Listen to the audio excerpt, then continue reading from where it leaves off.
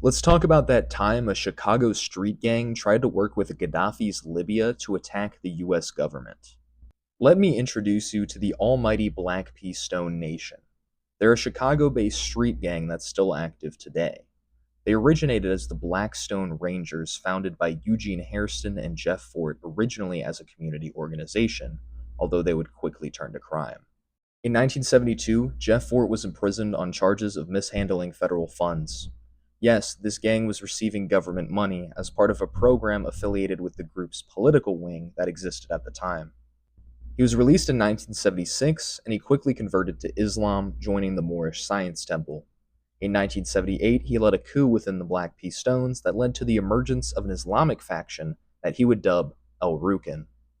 Now, this turn to religion didn't exactly stop the gang's criminal activities, and Jeff Fort was imprisoned again in 1983 on different charges.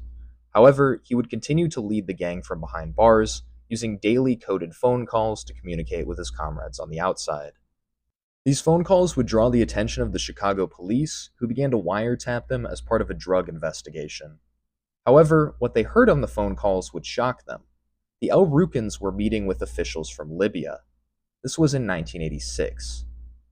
At the time, Libya was led by Muammar Gaddafi, who was an opponent of the United States and was involved in sponsoring numerous paramilitary groups around the world.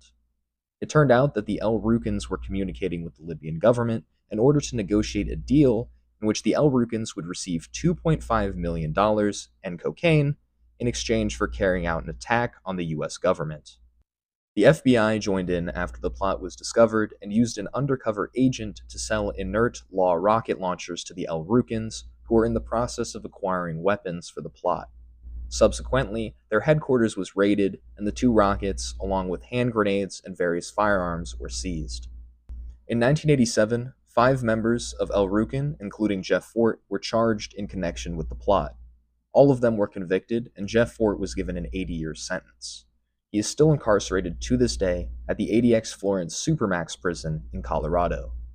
If you enjoyed this, follow for more stories of America's underground.